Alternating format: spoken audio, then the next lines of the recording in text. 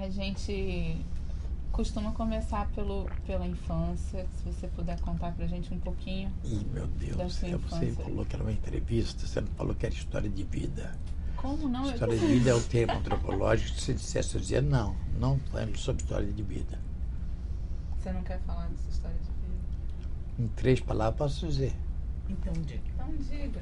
Fala, por favor. Eu tenho 2 irmãos, eu sou do meio, meu pai era engenheiro, minha mãe dona de casa. Se separaram quando eu tinha 11 ou 13 anos. Enfim, o inferno de sempre. O que é que eu vou dizer? Se você pretende uma história de vida, não tem condição. Assim, 6 horas daí... Olha só. As pessoas se interessam por isso. Eu matei o meu irmão quando tinha 6 anos, não posso falar, porque eu posso também inventar histórias assim, entende? Eu deixei ele cair. Michael Jackson, eu lembro muito, porque depois eu fui ver na janela, ele caiu. Isso é insuportável, sabe? Começou a fazer um bonequinho, mas daí estava na mina de carvão, mas a vocação era... E daí foi pintar a Mona Lisa. Mas que porra é essa, sabe? O destino traçado. Mas não é essa a ideia, não. Eu queria saber com quem você dialogava mesmo, porque... Eu sei que não era, mas provoque.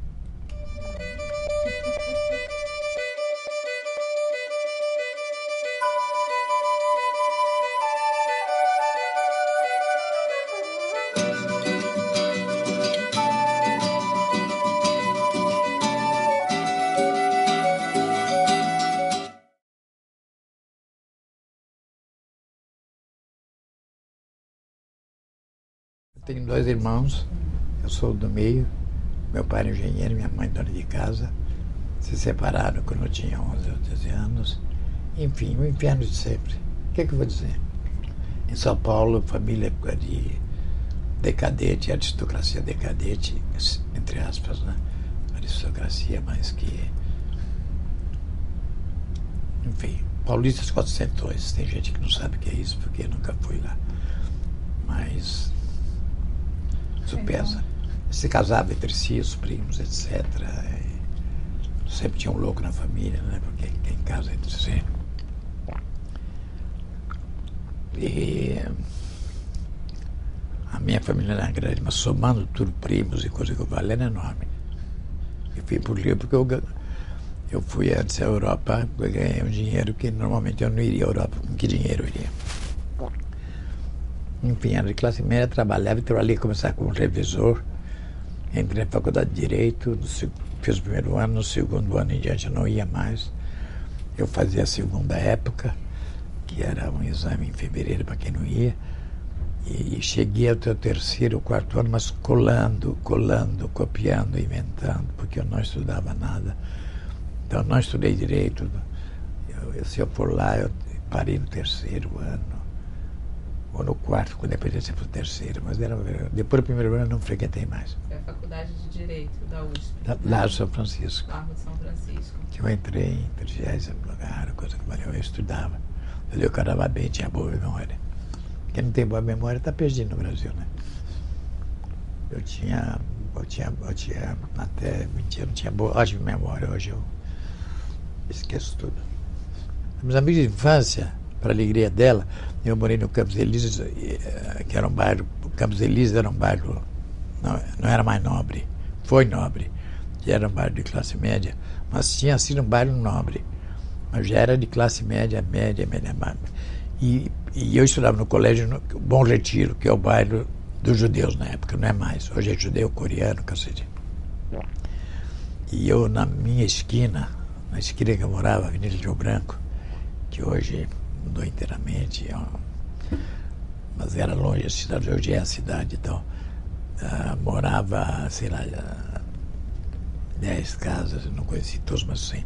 Tinham 5 judeus que moravam, vizinho à direita e o outro vizinho colado era judeu. 3 casas depois tinham era judeu, da esquina também era.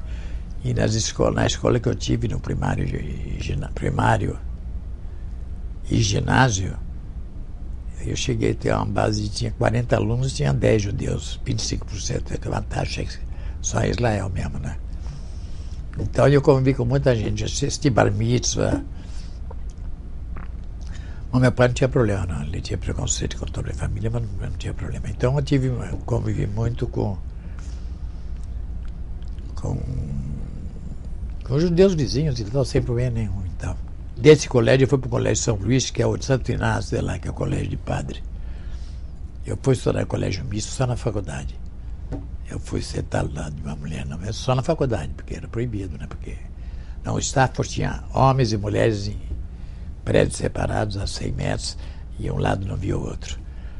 O São Luís era só homem e batina, e daí faculdade de Direito que tinha turma, daí eu já, o segundo ano eu larguei, comecei a trabalhar e fazia segunda época lá, daí começou o negócio de cinema um pouco, enfim, outros assuntos, mas lembranças de tempos da escola, eu não sei, me pergunto quem está vivo. Ninguém ficou, podia alguém ter ficado famoso, tenente-coronel, sabe? Você precisa sempre de um coronel amigo, de um advogado e de um médico, é essencial na vida. Coronel na ditadura, você imagina, advogado é essencial e um médico, né? Porque você vai se tratar, não tem dinheiro, mas como é que vai fazer? Mas eu não tenho. E desse tempo, eu fui colega no 4º ano primário do Sérgio Paulo Rouanet, que se tornou ministro da Cultura, escreveu um monte de livros. Eu li, inclusive, o livro dele sobre o Walter Benjamin, foi o primeiro livro que eu li, um dos primeiros que eu li sobre o Walter Benjamin, que é escrito por ele, Édipo e o Anjo. E é curioso que ele foi ministro da Cultura. Eu até tive numa casa, no momento que ele era ministro, por acaso, com uma pessoa meio ilustre, não sei se ficou escolhendo. Mas, enfim, nunca eu voltei a vê-lo desde, são 60 e tantos anos, entende? Ele era meu colega no 4º ano primário. Houve um incidente desagradável em que eu fui um pouco culpado. E ele, enfim, foi agredido por colegas meus. Eu sabia e não falei, mas daí intervi tarde. Enfim, ele saiu daí da escola. Ele via com a mãe, daí acho que voltou para o Rio. Mas esse cara que era meu amigo, eu ia, voltava da escola com ele, carioca, era bem diferente, sabe? Carioca para paulista sempre tinha um jeito meio bicha, porque carioca, né, sempre tem. E ele tinha um ar estabanado e tal. Esse cara eu nunca mais vi. São coisas que eu mandei para mim até falar com ele. Você lembra? Também não sei se ele quer que eu fale, né? Mas particular não poderia dizer. Você lembra o tempo do 4º ano primário? Vai ver que ele tem traumas até hoje disso. Mas nunca falei. Como nunca falei com o João Cabral, que eu ia fazer um filme adaptado do João Cabral. Fui um dia uma noite de autógrafos e fiquei do lado e tive vergonha de pegar o livro, pouco importa, mesmo sem livro, e dizer para ele: João Cabral, lembra que a gente se conheceu? Porque eu conheci ele quando ele era cônsul em Marsella e ele me emprestou. E é extraordinário, porque eu fui lá, eu estava fazendo autostop, estou pulando para adiante, né? Estava fazendo autostop com um amigo holandês, passei as férias numa aldeia dos Alpes, fiz um filme com ele, um documentário curta, um curta, que nunca terminou, e fizemos tudo pela estrada, fazendo autostop, coisa que era coisa mais comum na Europa, deve ser ainda. Mas aí, para voltar, a gente ficou perto de Nice, ao norte de Nice.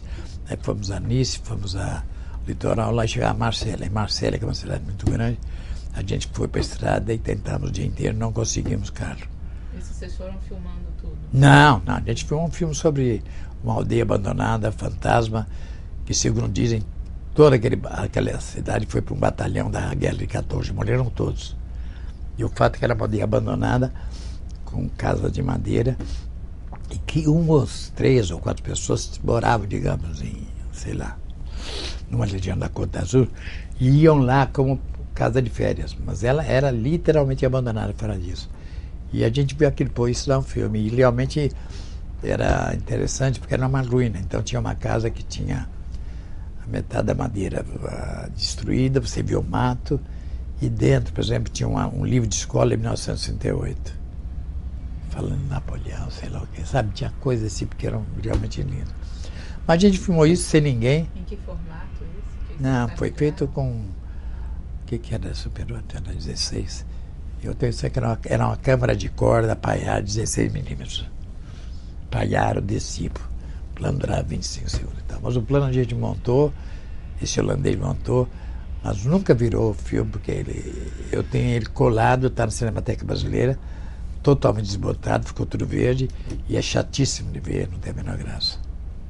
Mas, enfim, em Marsella, eu sempre tenho uma esperteza, essa não foi de propósito até, mas eu não sei se... Eu sabia, não foi esperteza, eu sabia que Marsella devia ter um consulado brasileiro, porque o holandês é complicado, o holandês é honesto, não, sabe? Mas eu falei, não, em Marsella deve ter um consulado.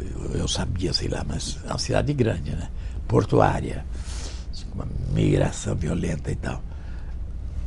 Muito árabe. Daí eu fui, não vou ao consulado, porque ficou um dia, não deu carona, pô. Não tem mais graça. Daí eu falei para ele, vamos ao consulado brasileiro. O holandês não se vira, né? O holandês para o brasileiro é sério, né? Daí eu achamos, fomos ao consulado, eu bati a campanha e um funcionário França, que não sei se falava português, devia falar, me atendeu e eu disse que eu estava lá, não tinha dinheiro, estudava em Paris, tinha bolsa, mas tinha dinheiro para tomar o trem para Paris. E o cara me tratou muito mal. E tratava muito mal em francês, você tem que responder em francês, é profundamente desagradável. Eu acho que ele falava português. E vi um cara insuportável, como um francês pode ser, né? Daí, briga, discussão, daí, enfim, ele deixou eu entrar no lugar e encontro um cara que era um adido, um bonso, sei lá o quê. Que era um cara meio careca e tal. E daí comecei a contar para ele a história, o resumo da história. Seu dinheiro, fiz ontem, sabe, acabou e eu queria um dinheiro emprestado. E eu estou discutindo com o teu funcionário porque ele acha que eu não vou pagar ele, pô. A pessoa que eu sou ladrão, eu vou, manda de volta imediatamente dinheiro, que eu tenho dinheiro em Paris, mas não tenho aqui. Bom, daí o cara começou a falar uns troços da vida dele, e pouco a pouco, pela fala dele, eu fui perceber o João Cabral de Melo. Eu fiz um livro, falei cinema, eu fiz um livro chamado Rio, e o Anselmo Duarte, sei lá quem quis filmar, aqui em São Paulo, falou, não, filma o Rio Tietê. Nada mais paulista, né? Então, foi uma conversa de 10 minutos, ele contou essas histórias, e eu vi que era o João Cabral de Melo Neto, que eu conhecia, pelo menos alguma coisa da poesia, e eu fiquei besta, pô, o João Cabral ali. Daí, tudo bem e tal, ele emprestou dinheiro, eu disse que pagava, daí eu mandei o postal pro francês, xingando a mãe dele e tal. E eu nunca cheguei ao João Cabral. Não, e depois o João Cabral, o tempo correu, daí eu fui para a Uni, para o CPC da Uni, mudei para o Rio. Ia fazer o segundo filme do CPC, que eu tinha que escolher. Eu tive a ideia imbecil de fazer um filme sobre os poemas sociais, entre aspas, do João Cabral. Cão Sem Plumas, O Rio, que é um livro famoso dele, enfim. Os poemas principalmente ligados ao Rio, à migração e tal. Imagine fazer uma ficção sobre isso. Documentário é impensável naquela época. Ninguém fazia um documentário lá em 90. Eu sempre sei que era um filme que o público fosse gostar. Mas eu dei essa ideia imbecil, porque uma adaptação dessa é uma... E eu acabei de ler os poemas dele e tal. Cheguei em Recife procurar na sete do Capibaribe. Claro que eu não achei. Porque o Capibaribe é um rio intermitente. E quando você chega, antes de Vitória de Santa, logo depois de Caraju, você sobe, tem uma cidade famosa que vem de Toritama, linda, tem um cemitério lindo, que o rio acabava ali. Então tinha que chamar um geólogo para achar a raiz. Eu sou mental, entende? Achar a raiz do rio, entende? Não, se navegava, você viu o rio, não tem. Não sei lá onde é a nascente. Foi o único esforço que eu fiz, que eu logo depois voltei para o rio. E o João Cabral, que tinha dado licença, desautorizou a fazer a filmagem. E eu não ia perguntar para ele, mas eu tenho certeza que foi um problema de que o João Cabral tinha sido quase expulso do Itamaraty, porque o Lacerda acusou de comunista. A ele e a um grupo de diplomatas, aquela fúria de comunista do Lacerda, incluiu o João Cabral, que nunca foi de partido nenhum, mas enfim, da pessoa cara de esquerda. E o João Cabral acho que sentiu profundamente isso. o intermediário dele, que era o Félix Ataíde, um poeta pernambucano, deu autorização e dias depois veio uma coisa dizendo que ele negava autorização. E eu tenho certeza que deve ser isso, porque, veja bem, o CPC, a UNE, era um polo de poder. Hoje a UNE, se acabar, ninguém liga, né? A UNE hoje não existe, né? Bom, não representa nada. A CUT representa, a UNE não é nada. Mas naquela época a UNE é um poder. A UNE, o comando, o CGT, entende, os trabalhadores, era o poder, dialogava com o presidente, ganhava dinheiro no Ministério da Educação, tinha um prédio do Flamengo, entende? Então, nesse tempo radical, ele ficou com medo que fosse associado a isso, entende? Só pode ser essa a razão, não vejo outra. Mas nunca eu tive, na noite de autógrafos, e fiquei com vergonha de me aproximar dele, nessas coisas estúpidas. Aí passou o tempo, ele morreu,